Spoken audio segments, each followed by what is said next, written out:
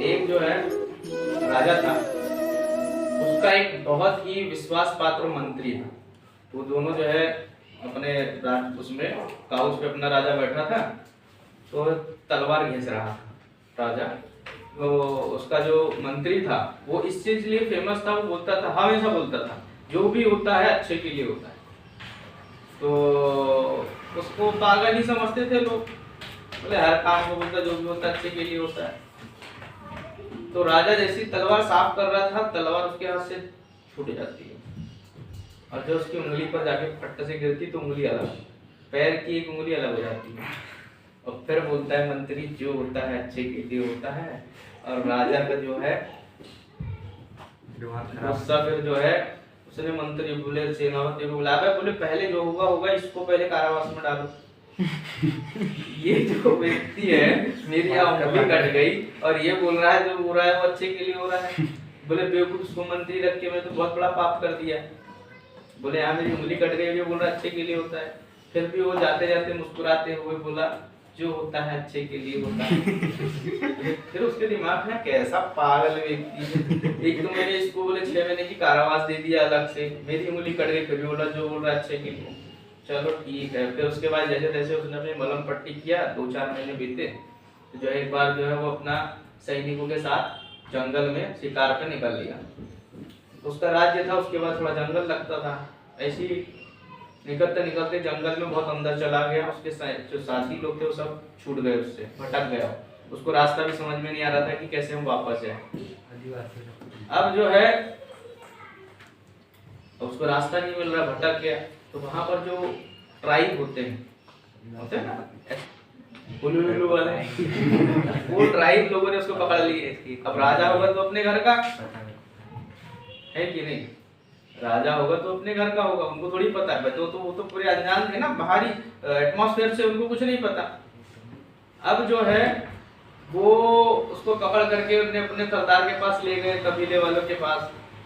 ले जाने के बाद जो है बोले इसकी अब बलि देना है, तो बोले कल का मुहूर्त इकरार करते हैं। दूसरे दिन जो है उसकी बलि देने की प्रथा, बढ़िया ताम झाम ढोल नगाड़े वगैरह सब जो है बजने लगे। अब बज रहे थे, उतने में जो उनका कबीले का सरदार आया, बस फरसा मारने वाला ही था वो बलि के लिए गर्दन पे। उतने में देखा रुको, बोले ये तो इनकम्प्लीट व्यक्ति है, इसकी तो एक पैर की उंगली नहीं है, हमारी देवी तो बोले गुस्सा हो जाएगी, पूरा परफेक्ट व्यक्ति ले आओ।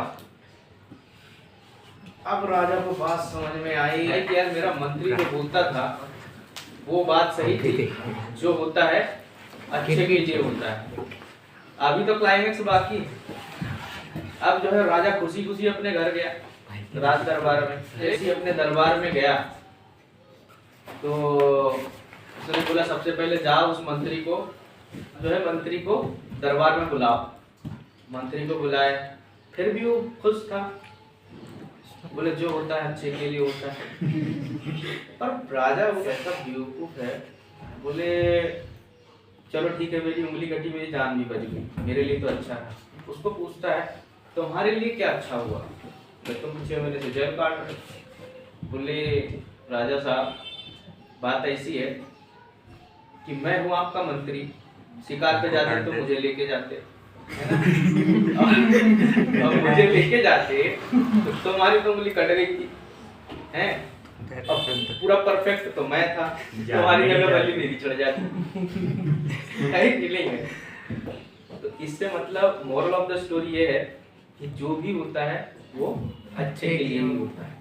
मतलब एक बात समझो ना यार, प्रॉब्लम तुम्हारे पास आ रही है, चाहे घर वाले दे रहे हैं, स्कूल वाले दे रहे हैं, हम दे रहे हैं, कोई भी दे रहे हैं, प्रॉब्लम आएगी ही और ये निश्चित है, क्योंकि जिंदे व्यक्ति को ही प्रॉब्लम होना है, प्रॉब्लम आएगी ही आएगी, संघर्ष आएगा ही आएगा। पर संघर्ष के साथ अगर तुम भिड़ जाओगे ना तो उसमें जो मजा है तो किसी चीज में नहीं है। तो प्रॉब्लम आएगी, बस तुम्हें ये सोचना है कि जो हो रहा है वो सब अच्छे के लिए हो रहा है। और जीवन में कभी भी दिखावा मत करना। इंसान का जो जीवन है ना वो जड़ और चैतन्य दो चीजों से चलता है। अब समझ लो, कुछ अच्छी चीज बता रहा हूँ धार्मिकता से। जड़ और चैतन्य क्या होता है? जैसे एक बात समझो कि आज तुम जड़ और चैतन्य दोनों अलग अलग चीज है, एक है स्पिरिचुअल चीज और एक है फिजिकल चीज। जड़ मतलब जैसे हम जो अभी ब्रांड पहन रहे हैं, अब मान लो 5 लाख की घड़ी पहन ली, नहीं पहने, हम ये सोच रहे हैं कि लोग इसे देख करके हमारी तारीफ करें, पर इज इट पॉसिबल? कोई तुम्हारी घड़ी देखकर तुम्हारे ओर आकर्षित हो और तुमको देखना चाहे, देखेगा? तुमने जो है 50,000 का जो है सूट पहन लिया तो भी तुम्हें कोई देखेगा नहीं। लेकिन मैं बोल रहा हूँ तुमने गंदा कपड़ा भी पहना हो, लेकिन अगर आप किसी अच्छी चीज के लिए फेमस हो या तुमने कुछ ऐसे काम किए हो तो आपको हर कोई पहचानेगा नहीं। गांधी जी बताओ 3 पीस पहनते थे, वन पीस, वो भी चादर लपेटते थे, मतलब कुछ भी नहीं था ना, फिर भी लोग उनके लिए समर्पित थे कि नहीं? वो चाहे जो भी पहन ले वो ब्रांड हो जाएगा? नहीं होगा। आज के समय में क्या है, कोई भी चीज के, लेकिन उन्हें उस चीज पर महत्व दिया गया। तो लाइफ में ना दिखावा नहीं करना चाहिए। दिखावा अगर करोगे तो क्या होगा, जैसे एक कहानी सुन लो इसकी। एक जो था पंडित, एक जो पंडित था बहुत ज्ञानी, अब जो है वो एक राजा के दरबार में भी था। तो राजा लोग को जानते ही ज्ञानी व्यक्तियों को, क्योंकि वो अपने दरबार में वही रखते थे ज्ञानी व्यक्तियों को। मतलब वो पंडित जो था बहुत ज्ञानी था। तो एक बार क्या हुआ, वो गुजर रहा था, राजा उसको रास्ते में मिल गया। बोले यार पंडित जी, राजा बोल रहा है, बोले तुम इतने ज्ञानी हो, तुम्हारा लड़का इतना मूर्ख क्यों है? पंडित का दिमाग खराब हो गया है, बोला मैं तो उसको शास्त्रों का ज्ञान दिया, सब कुछ दिया, ये बोल रहा है कि तुम्हारा लड़का इतना मूर्ख क्यों है? बोले तुम बताओ कि सोना और चांदी में ज्यादा वैल्यूएबल चीज कौन सी है? बोले सोना। तुम्हारे लड़के को इतना नहीं मालूम ऐसा? बोले ठीक है महाराज, मैं देखता हूँ। जो है घर आया एकदम तनतनाते हुए, लड़के को बुलाया। लड़का जो है गिलास में पानी लेकर के एकदम खड़ा था कि जो है मेरे पिताश्री आएंगे और उनको पानी पिलाऊंगा। बोला आओ जल ग्रहण करो। बोला जल तो बाद में करेंगे, पहले तुम बैठो। तो बताओ सोना और चांदी में वैल्यूएबल चीज कौन सी है? बोले सोना। मतलब तुम यहाँ सही आंसर दे रहे हो, तो राजा बोल रहे हैं कि इसको पता ही नहीं है। लड़के की समझ में आ गई कि बोले राजा ने इसको जो है समझ लिया है पिताश्री को। तो उसने बैठाला अपने पिताजी को और उसको एक पेटी ला करके दिखाया। तो बोले देखो ये। तो वहां पर पूरी पेटी जो है चांदी के सिक्कों से भरी हुई थी। बोले कहाँ से ले आए थे? बोले पूरी कहानी बताता हूँ। बात ऐसी है, बोले मैं जब भी अपने विद्यालय के लिए जाता था तो रास्ते में राजा साहब एक दरबार लगाते थे, और जहाँ पर वो 2 चीजें करते थे, लोगों को बुलाते थे, पूछते थे सवाल कि बताओ इसमें से वैल्यूएबल चीज कौन सी है। तो वो हमेशा एक सोने का सिक्का और एक चांदी का सिक्का दिखाते थे, और मैं हमेशा बोलता था चांदी का सिक्का वैल्यूएबल है, तो वो तुम मुझे चांदी का सिक्का दे देते थे और मैं आ जाता था। ऐसा बोले 1 साल से चल रहा है, इसलिए पूरी पेटी भर गई है। और बोले एक दिन में ही अगर मैं चांदी सोने का सिक्का उठा लिया होता तो उसी दिन दूसरे दिन दरबार बंद हो जाता।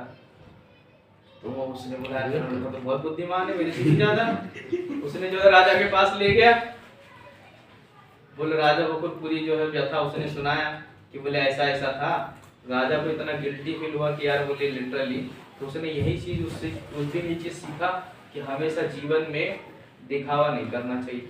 जो तुम वास्तविकता में हो वो दिखाओ मत। जहां उसका यूज है ना, वहां तुम यूज करके उसको साबित करके बताओ। उसने दिखाया नहीं ना, अगर वो उसी दिन बताता कि मुझे मालूम है कि चांदी और सोने में वैल्यूएबल चीज सोना है, तो उसी दिन बात खत्म हो गई होती।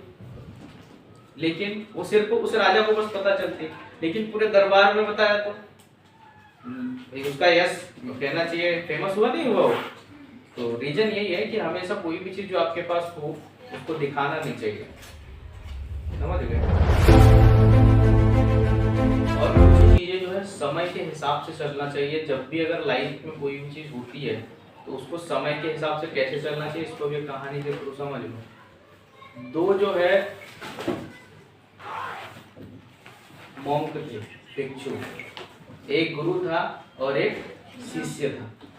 तो ये किसी गांव में अपना भिक्षा मांगते थे, उपदेश देते थे और रहते थे। तो यहाँ जो है लोगों ने इनको खूब सारी जो है दक्षिणा में बहुत सारे जो है गिफ्ट विफ्ट सब दिए। तो गुरु था और शिष्य प्रलोभन में आ गए।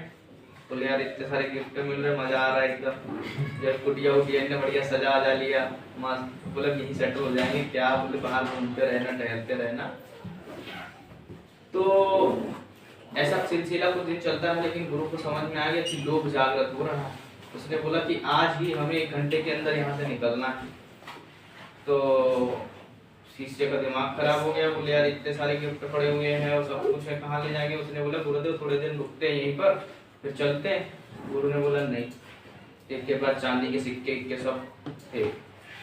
तो इसलिए जो है बोला 1 घंटे में अपनी पोटली बांधो और चले अपना। तो इसने चलते चलते कुछ सिक्के जो है पोटली के अंदर रख लिया चांदी के, कहीं ना कहीं जरूरत पड़ेगी तो काम आ जाएंगे। तो ये निकलते निकलते चले, बीच में पड़ी नदी और नदी के उस पार था दूसरा गाँव। तो करीब 2-3 बजे का समय। तो वहां पर जो नाविक था, जो नाव चलाता था, तो उसने बोला कहाँ जाना है मुनिवर। तो उसने बोला कि यार अपने दूसरे गांव जाना था। तो बोले चांदी के 2 सिक्के लगेंगे, पर बोले सबके लिए दो, तुम एक ही दोगे तो चल जाएगा। तो गुरुदेव तो चुप था क्योंकि उसके पास तो कोई सिक्के नहीं थे। तो ये वहां से हट करके पानी के किनारे जा करके बैठ गए। ऐसी जो शाम हो गई। अब शाम हो गई तो गुरु ने तो सोचा कि कोई उपाय अभी आ नहीं रहा है, तो कुछ देखा जाए, कुछ समय वेट किया जाए। तो शिष्य के दिमाग में खुरापाती चीजें चलने लगी। अब जो है वो नाविक जो है आकर इनको फिर डरा दिया। बोले मुनिवर यहाँ बोले रहना खतरों से खाली नहीं है, बहुत खतरनाक जानवर है। या तो बोले जहाँ से आए वहीं लौट जाओ, या तो बोले सिक्के दे दो, मैं ले जाता हूँ। अब जो है शिष्य के दिमाग में डर भर गया। उसने तो निकाला 2 सिक्के, बोले पकड़ो हमें वहां पहुंचाओ।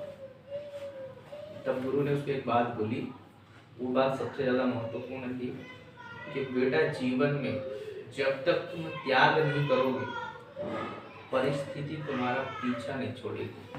उसके पास पैसे थे इसीलिए वो व्यक्ति ने तो उसको फ्री में भी ले जा सकता था नाव वाला, पर उसके पास पैसे थे इसलिए प्रॉब्लम थी। मतलब जीवन में अगर आप जब तक त्याग नहीं करोगे तब तक सफल होना इम्पॉसिबल है। त्याग तुम्हें क्या करना पड़ेगा, क्या त्याग कर सकते हो? पैसे तो है नहीं, वो तो पॉकेट मनी मिल रही है, तो क्या त्याग करोगे? हाँ, तुम तो जो है अकबर के खानदान के, तुम्हारे पास तो जो है 400 दासियां लगी हुई है। जीवन में तुम लोगों को सबसे मेन जो त्याग करना है वो है अपनी नेगेटिविटी थॉट्स। जो तुम्हारे पास घर भर के है ना कि मुझसे नहीं हो सकता, मैं कैसे करूँगा, और मैं कर रहा हूँ फिर भी नहीं हो रहा है, घर वाले अलग परेशान कर रहे हैं। जैसे घर वालों को चिल्ला ही रहे हैं ना तुम लोगों के पीछे, खासकर पढ़ाई के लिए, दूसरे काम के लिए तो पढ़ाई का टंटा किसी और चीज में निकालेंगे वो। 42 मिनट। हाँ, मोबाइल चलाना है, पढ़ना बस नहीं है, यही तो बोलेंगे, नहीं बोलेंगे? रोज बोलते हैं। तो और अभी हाँ एक चीज और आ गई है, गांधी जी के बारे में भी जानते हो? गांधी जी के 3 बंदर के बारे में भी जानते हो? बुरा मत देखो, बुरा मत लो और बुरा मत सुनो। 4था बंदर भी आ गया जो तीनों काम नहीं करता, मोबाइल चलाने वाला। ना ही बुरा देखता है, ना ही बुरा सुनता है, ना ही बुरा बोलता है, चुपचाप मोबाइल चलाता है। नहीं है? हाँ, ये लिटरली अभी तुम देख लो, खुद को देख लेना, कोई कुछ भी बोलते नहीं सुनोगे, है कि नहीं है? इसलिए त्याग बहुत जरूरी है। जीवन में उड़ना है ना तो हल्का होना पड़ेगा, हल्का होना मोर इम्पोर्टेंट है। जो तुम लोग भर भर के रखे हुए हो, भाई साहब को कोई चिंता ही नहीं है, उसको चिंता ये कि घर यहाँ से जाऊंगा मम्मी क्या चिल्लाएगी। डॉगी को तू टहलाने क्यों नहीं ले गया, है कि नहीं है? यही कारण है, नहीं है? जैसे तुम्हें इतनी चिंताएं हैं, ये व्यक्ति डॉक्टर बनना है इसको, और ये बन जाएगा कि किसके पास कॉन्फिडेंस है, मालूम? बन जाएगा किसके पास कॉन्फिडेंस है मरता है तो मरे और जीता है तो जीते। इसको फर्क नहीं पड़ता। कैसे बताए? अरे उसके पास कॉन्फिडेंस है, उसको लेना ही देना नहीं है। पेशेंट जिए तो जिए, मरे तो मरे। उसका है इंजेक्शन होना ठोक दिया उसने, ऑपरेशन करना है, ठीक है लेटाओ। चलो ये लाओ, कैची लाओ, ये मारा छाप सही सिलने वाला। अबे धागा वाला नहीं है, एक काम करो गड्डी से निकाल सिल ले, वो सब जुड़ जाएगा। वो आपने पढ़ा है सेल्स जो अपने आप जुड़ जाते हैं, लटका वस्तु। तो ऐसा भी है इसका, फर्क नहीं है, कोई दिक्कत थोड़ी है। कभी सिंह नहीं बनूंगा मैं। तो नहीं, कबीर सिंह पीके करता था ना। तो सर मैं बिना भाई देख लो है ना, जब भी अगर लास्ट ऑप्शन हो तभी जाना, मतलब जाना तो है ही है, चलो इसके द्वारा चले जाए, समझ रहे हो। अगर लाइफ में एमबीबीएस डॉक्टर या डीडी बन गया तो उम्मीद यही करना कि जाना तो है ही है, पर इसके माध्यम चले जाए, यही सोच करके जाना। सर क्या पता करोड़ों रुपए मिल जाए उसके फैमिली वाले लोगों को। हाँ, कोई बीमा ही इंश्योरेंस करवा के जाना बोलता है। भाई मेरे पर तुम तो पहले बोर्ड लगा देना, हाँ सर। ट्रीटमेंट कराने के पहले इंश्योरेंस करवा के आई। कुछ अच्छा मयंक के पास किसी भी के पास जाओ, नहीं बात ये सत्य है। देखो क्या है, कॉन्फिडेंस लेवल के ऊपर ही सारा काम है। डॉक्टर मान लो मैं सबका ट्रीटमेंट कर सकता है, लेकिन खुद को और अपने परिवार जन का ट्रीटमेंट नहीं कर सकता। मालूम है आपको, क्योंकि हाथ सामने लगेंगे, क्योंकि उसमें क्या आ जाता है, डर और कॉन्फिडेंस लेवल खत्म हो जाता है। कारण यही है कि आपके अंदर जो है कॉन्फिडेंस लेवल नहीं रहता। जब आप किसी और क्या है कि खास का, क्योंकि वहाँ मोह जागृत हो जाता है। डॉक्टर मान लो अब ये डरते हुए जो चले गए, मान लो डॉक्टर को खुद को एंजाइटी है ना, और जो है ऑपरेशन के लिए काटना था उसको, पेट काट दिया, गर्दन